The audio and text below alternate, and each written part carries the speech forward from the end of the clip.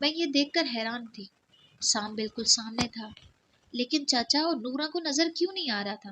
آخر یہ سب کیا ہو رہا ہے؟ میں جیسے ہی گھر جانے کے لیے واپس مڑی، وہ سانپ پھر سے میرے آگے آ گیا۔ اس دفعہ تو یہ سارا منظر دیکھ کر میرے پاؤں کے نیچے سے زمینیں نکل گئیں، کیونکہ اب کی بار وہ سانپ نیچے سے آدمی کی شکل کا تھا اور اوپر سے اس کا منہ سانپ جیسا تھا۔ یہ دیکھنے کی دیر تھی کہ مجھے پتہ ہی نہ چلا اور میں بے ہوش ہو کر گر گئی۔ پھر جب میری آنکھ کھلی تو میں اپنے کمرے میں لیٹی ہوئی تھی اور ارد گرد میرے دونوں بھائی اور میرے امی ابو تھے۔ میں ایک دم سے اٹھی اور بولی، اماں مجھے کیا ہوا تھا؟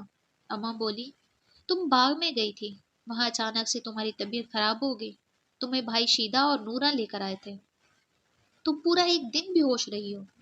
تمہاری طبیعت کا سن کر تمہارے بھائی بھی پریشان ہو کر آ گئے، ان کی پریشانی ان کے چہروں سے نظر آ رہی تھی۔ دونوں بھائی میرے پاس آ کر بیٹھ گئے اور کہنے لگے، تمہارے ساتھ کیا ہوا ہے؟ تم کیسے بے ہوش ہو کر گر گئے؟ مجھے خود سمجھ نہیں آ رہا تھا کہ میرے ساتھ کیا ہوا ہے۔ میں بڑے بھائی کے گلے لگ کر رونے لگی۔ بھائی کی آنکھوں میں بھی آنسو آ گئے، کیونکہ میرے بھائی میری ذرا سی تکلیف بھی برداشت نہیں کرتے تھے۔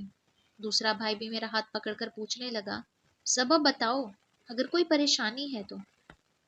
میرا بڑا بھائی بولا، تم پہلے سے بہت زیادہ ویک ہو گئی ہو۔ اور پھر وہ اماں سے مخاطب ہو کر کہنے لگا، اماں اسے کچھ کھلایا پلایا کریں، دیکھیں کتنی کمزور ہوتی جا رہی ہے۔ تو اماں بولی، پتہ نہیں کیا بات ہے کہ یہ اتنی کمزور کیوں ہو رہی ہے، کھانے پینے کی ہر چیز گھر میں موجود ہوتی ہے، لیکن یہ کوئی چیز اچھے سے کھاتی ہی نہیں۔ ایسے ہی 2-4 دن میری طبیعت خراب رہی، میں اپنے خیالوں میں کھوئی رہتی تھی، میں سب سے بہت کم بات کرتی تھی۔ بھائی واپس اپنے کام پر چلے گئے تھے اسلام آباد۔ جیسے میری طبیعت ٹھیک ہوئی تو شہروز کا خیال میرے دل میں آیا کہ میں کتنی پاگل ہوں، اتنی دفعہ اس سے مل چکی ہوں لیکن اس کا نمبر نہیں لیا، وہ میرے لیے پریشان ہو رہا ہوگا۔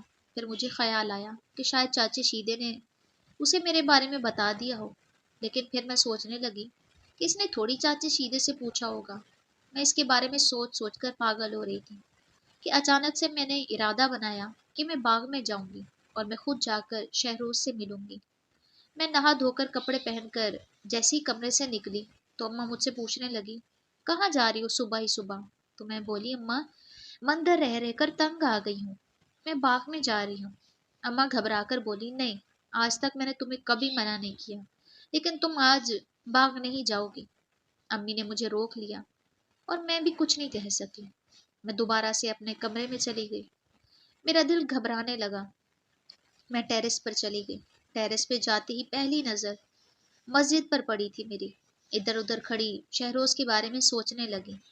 جیسے ہی میں نے سامنے دیکھا، بالکل سامنے مسجد میں شہروز کھڑا تھا۔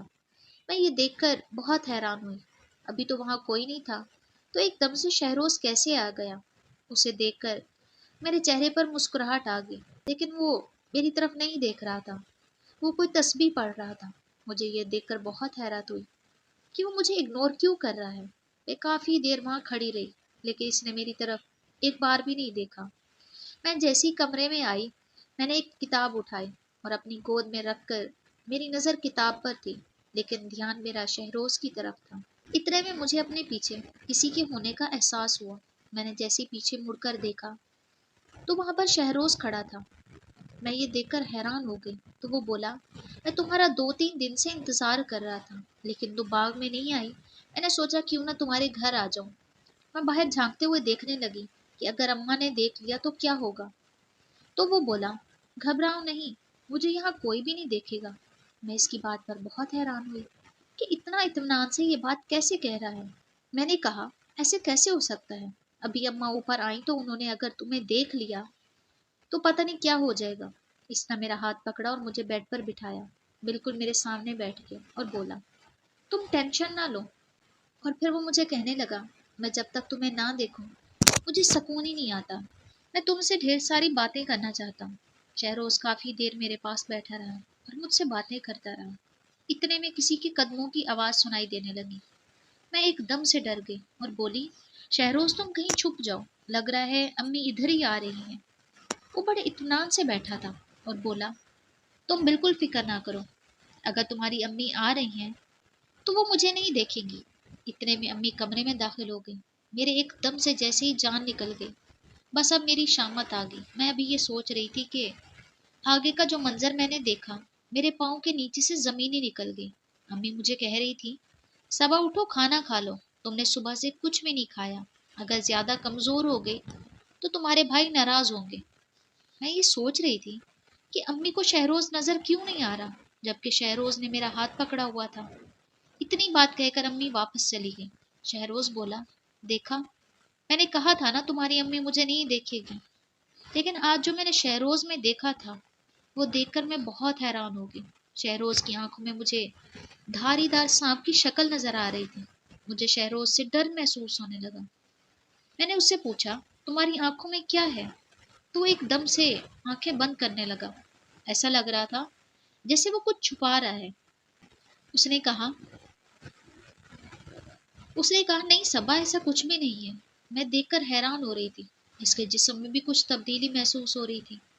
اتنے میں دوبارہ امی کمرے میں داخل ہوئی اور میری آنکھوں کے سامنے شہروز نے ایک سانپ کی شکل اختیار کری اور وہاں سے دروازے کے نیچے سے نکل گیا. امی اسے دیکھ نہ پائی. میں نے جیسے ہی یہ منظر دیکھا، میں نے ایک زوردار چیخ ماری اور بے ہوش ہو کر گر گئی. اس کے بعد جب میری آنکھ کھلی تو میں ایک اجنبی گھر میں چارپائی پر لیٹی ہوئی تھی. یہ کافی پرانا اور بوسیدہ سا گھر تھا. ادھر ادھر پاس میں نے دیکھا تو میری امی، ابا اور دونوں بھائی وہاں موجود تھے، اور ان کے ساتھ ایک بابا بھی تھا جو کچھ پڑھ پڑھ کر مجھ پر پھونک رہا تھا. میرا جسم انتہائی ٹوٹ پھوٹ کا شکار تھا. مجھ سے میرا بازو بھی نہیں لایا جا رہا تھا. مجھے سمجھ نہیں لگ رہی تھی کہ میرے ساتھ کیا ہو رہا ہے. اماں سے پوچھنے لگی، اماں ہم یہاں کیسے آ گئے ہیں؟ اماں نے جواب دیا، تم فکر نہ کرو، تم ٹھیک ہو جاؤ گی. اماں رو رہی تھی. ابا کی بھی آنکھوں میں آنسو تھے. میرے دونوں بھائی بھی بہت پریشان کھڑے تھے. مجھے سمجھ نہیں آ رہا تھا کہ یہ سب کیا ہو رہا ہے. تبھی میرا دھیان شہروز کی سانپ والی شکل اختیار کرنے پر چلا گیا. میں امی سے پوچھنے لگی، امی میرے پاس تو شہروز تھا نا، کمرے میں وہ سانپ کہاں سے آ گیا؟ امی اور بھی زیادہ رونے لگی. تو اتنے میں بابا جی نے بتایا کہ اس پر ایک بہت بڑے سانپ کا سایہ ہے. وہ پوری طرح سے اس پر قابض ہو چکا ہے. وہ اسے چھوڑنا نہیں چاہتا، اس لیے مجھے تھوڑا لمبا عمل کرنا پڑے گا. اس میں 10-15 دن بھی لگ سکتے ہیں. تب تک میں آپ کی بیٹی کی طبیعت کے بارے میں کچھ بھی نہیں کہہ سکتا، کیونکہ وہ آپ کی بیٹی پر مکمل طور پر قبضہ کر چکا ہے. وہ اسے چھوڑنے پر کسی بھی طرح سے رضامند نہیں ہے. میں اسے یہ وجہ ضرور پوچھوں گا کہ وہ ایسا کیوں کر رہا ہے. اس کے بعد ہی میں اس کا کوئی حل ڈھونڈ سکتا ہوں. اتنے میں ابا بولے، لیکن ہم تو اتنی دور سے آئے ہیں، ہمیں آنے میں پورا ایک دن لگا ہے، تو اب دوبارہ ہم کیسے جائیں گے؟ ہماری بیٹی کی بھی طبیعت ٹھیک نہیں ہے. تو بابا جی نے میرے ابا سے کہا کہ میرے کمرے کے ساتھ ایک کمرہ خالی ہے، آپ اپنی بیٹی کے ساتھ 10 سے 15 دن وہاں رہ سکتے ہیں، جب تک میرا عمل بھی پورا ہو جائے گا. اور مجھے امید ہے آپ کی بیٹی ٹھیک ہو جائے گی. امی ابا نے مجھے اس کمرے میں شفٹ کر دیا، خود بھی میرے ساتھ رہنے لگے. سارا دن، ساری رات میری امی اور ابا میرے سرہانے بیٹھے رہتے. ان سب کو میری بہت فکر تھی. میرے بھائی کافی اداس ہو چکے تھے. بابا جی اپنا عمل کرتے رہے. اسی طرح 10 سے 12 دن گزر گئے. آج وہ دن آ گیا تھا جب بابا جی نے اس سانپ کو حاضر کرنا تھا اور اس سے ساری وجہ پوچھنی تھی. بابا جی نے ایک جگہ جائے نماز بچھائی اور اس پر بیٹھ گئے. کوئی ورد کرنے لگے. تقریباً 2-3 گھنٹے بابا جی کچھ پڑھتے رہے. پھر ایک دم سے انہوں نے اپنی آنکھیں بند کی اور میرے امی ابا اور بھائیوں سے بھی بولا کہ وہ بھی آنکھیں بند کر لیں. جیسے ہی تھوڑی دیر کے بعد سب نے آنکھیں کھولی تو ایک بہت لمبا موٹا سا وہاں پر نمودار ہوا. سب دیکھ کر بہت ڈر گئے. تو بابا جی نے کہا، اس سے ڈرنے کی ضرورت نہیں ہے. میں ابھی اس سے پوچھتا ہوں کہ یہ کیوں کر رہا ہے اور اس بچی کی جان کیوں نہیں چھوڑ رہا. بابا جی نے سانپ سے پوچھا، کیا بات ہے، تم کیوں اس بیٹی کو تنگ کر رہے ہو؟ تو سانپ پھنکارتے ہوئے انسانی شکل اختیار کر گیا، اور وہ شکل شہروز کی تھی. میں کھلی آنکھوں سے یہ سب کچھ دیکھ رہی تھی. شہروز ایک سانپ ہو سکتا ہے؟ مجھے کچھ سمجھ نہیں آ رہا تھا. اتنے میں شہروز بولا، میں اس لڑکی سے عشق کرتا ہوں، میں کسی بھی طرح سے اسے نہیں چھوڑوں گا. تمہارے یہ سارے عمل بیکار ہیں. میں نے اس سے وعدہ کیا ہے کہ میں اس کا ساری عمر ساتھ نبھاؤں گا. میں نے اس سے وعدہ لی ہے کہ یہ ساری عمر میرا ساتھ نبھائے گی. تو پھر تم کون ہوتے ہو ہمیں جدا کرنے والے؟ حامل بابا پھر سے ویٹ کرنے لگے اور اس پہ پھونکنے لگے. تو اتنے میں اس نے دوبارہ سانپ کی شکل اختیار کر لی. اب پھر بابا نے اس سے پوچھا کہ تم اس سے عشق کیسے کرنے لگے اور تم اسے کہاں ملے تھے؟ اس نے دوبارہ سے انسانی شکل اختیار کی اور بولا، میں مسجد میں تہجد کی نماز ادا کر رہا تھا تو یہ لڑکی اونچی آواز میں گانے لگا کر سن رہی تھی۔ اس کے ماں باپ نے اسے کبھی نہیں روکا کہ تمہارے گھر کے بالکل سامنے مسجد ہے اور تم اتنی بلند آواز میں گانے سنتی ہو۔ میں تہجد کی نماز میں بہت زیادہ ڈسٹرب ہوتا تھا۔ میں کتنے دن ایسے ہی دیکھتا رہا کہ شاید یہ لڑکی باز آ جائے، لیکن یہ اپنے کام سے باز نہیں آئی۔ ایک دن میں نے سوچا کہ آج میں اسے ضرور سبق سکھاؤں گا۔ جیسے ہی میں اسے سبق سکھانے کے لیے اس کے کمرے میں داخل ہوا تو یہ گہری نیند میں سو رہی تھی۔ اس کا خوبصورت چہرہ میرے دل پہ جادو کر گیا۔ جو اسے سبق سکھانے گیا تھا اس کے عشق میں گرفتار ہو گیا۔ میں نے سوچا اسے اپنی محبت کے جال میں پھنسا لیتا ہوں۔ پھر میں نے اسے باغ میں ملنا شروع کر دیا اور اسے اپنی محبت کا اسیر بنا لیا۔ اب یہ مکمل طور پر میرے قبضے میں ہے۔ اگر اس کو میرے قبضے سے چھڑوا سکتے ہو تو چھڑوا لو۔ بابا نے پھر سے ورد کرنا شروع کر دیا۔ تقریباً 2-3 گھنٹے اسی طرح ورد کرتے رہے اور دیکھتے ہی دیکھتے اس سانپ کی طبیعت خراب ہونے لگی اور وہ پھڑپھڑانے لگا۔ ایسا محسوس ہو رہا تھا کہ یہ سانپ ابھی ہی مر جائے گا، لیکن عامل بابا کو سانس چڑھنے لگی اور وہ خود بے ہوش ہو کر گر گئے۔ ان کا سارا عمل ٹوٹ گیا تھا۔ وہ سانپ بالکل پہلے جیسا ہو گیا اور وہ میری طرف بڑھنے لگا۔ اب مجھے اس سے ڈر محسوس نہیں ہو رہا تھا، بلکہ اسے اپنے پاس آتے دیکھ کر میں خوشی محسوس کر رہی تھی۔ وہ جیسے ہی میرے پاس آیا اس نے دوبارہ سے شہروز کی شکل اختیار کر لی اور وہ میرے بالوں سے کھیلنے لگا۔ میری امی ابا میرے بھائی یہ سارا منظر دیکھ رہے تھے، لیکن ان کے بس میں کچھ بھی نہیں تھا۔ وہ کچھ بھی نہیں کر سکتے تھے۔ اب میرے ابا بابا کو ہوش دلوانے کی کوشش کر رہے تھے۔ شہروز مجھے کہنے لگا، دیکھو صبا، آج فیصلہ تمہارے ہاتھ میں ہے۔ تم وعدہ کر چکی ہو مجھ سے کہ تم ساری عمر میرا ساتھ نبھاؤ گی۔ اگر آپ مجھے چھوڑو گی تو خود بھی برباد ہوگی اور میں بھی برباد ہو جاؤں گا۔ میں سوچ میں پڑ گئی، اب میں کیا کروں؟ میں کسی طرح بھی شہروز کو کھونا نہیں چاہتی تھی۔ اب ساری اصلیت میرے سامنے تھی۔ مجھے پتہ چل چکا تھا کہ شہروز انسان نہیں بلکہ ایک سانپ ہے، اور میں کیسے کسی ایک سانپ سے محبت کر سکتی تھی؟ اسے چھوڑنا میرے لیے بہت مشکل لگ رہا تھا۔ میری امی مجھے دور سے آوازیں دے رہی تھی، صبا تم ہاں مت کرنا، صبا تم ہاں مت بولنا۔ بھائی بار بار مجھ سے یہی کہہ رہے تھے کہ صبا اگر تم نے ہاں کر دی تو تم ہمیشہ ہمیشہ کے لیے ہم سے دور چلی جاؤ گی۔ لیکن میں کبھی شہروز کے بارے میں سوچتی اور کبھی ماں باپ کے بارے میں۔ مجھے سمجھ نہیں آ رہی تھی کہ میں دونوں میں سے کس کا انتخاب کروں۔ اتنے میں بابا جی کو بھی ہوش آیا۔ بابا نے میری امی اور ابا کو تسلی دی کہ پریشان نہ ہو، میں اس سانپ کا ہر طرح سے مقابلہ کروں گا اور آپ کی بیٹی کی جان اس سے ضرور چھڑاؤں گا۔ سانپ کو اس کی باتوں کا بہت غصہ آ رہا تھا۔ بولا، تم تو کیا تمہاری 7 پشتیں بھی میرا مقابلہ نہیں کر سکتی۔ یہ لڑکی میری ہے اور میں اسے یہاں سے لے کر اپنے بل میں چلا جاؤں گا اور تم مجھے ساری عمر ڈھونڈ نہیں پاؤ گے۔ صرف اس کے ہاں بولنے کی دیر ہے۔ میری اماں بار بار چلا رہی تھی، صبا ہاں مت بولنا۔ اس بابا نے دوبارہ سے اپنا عمل شروع کیا۔ اس دفعہ انہوں نے اپنے گرد ایک دائرہ سا لگا لیا، اونچی آواز سے ورد کرنے لگے، صورتیں پڑھے جا رہے تھے۔ اب کی بار وہ سانپ کوئی بات نہیں سن رہا تھا۔ انہوں نے آنکھیں بند کی اور اپنی پڑھائی میں لگے رہے۔ 2-3 گھنٹے بعد بابا جی نے اپنی پڑھائی مکمل کی تو وہ سانپ مجھ سے دور ہوتا چلا گیا۔ مجھ سے تھوڑے فاصلے پر جا کر منہ سے پھنکارتے ہوئے بولا، بس کرو، میری جان نکل جائے گی۔ لیکن عامل بابا اس کی کوئی بات نہیں سن رہے تھے اور مسلسل پڑھے جا رہے تھے کہ دیکھتے ہی دیکھتے اس سانپ کا وجود تڑپنے لگا۔ وہ تڑپ رہا تھا اور میں یہ سارا منظر دیکھ رہی تھی۔ میں وہاں سے اٹھنا چاہتی تھی کیونکہ مجھے اس سانپ میں شہروز نظر آ رہا تھا۔ میں اس سے محبت کرتی تھی۔ میں اسے کسی قیمت بھی کھونا نہیں چاہتی تھی، لیکن ایسے لگ رہا تھا جیسے بابا جی نے مجھ پر کوئی عمل کیا ہوا ہو۔ میں اٹھ نہیں پا رہی تھی۔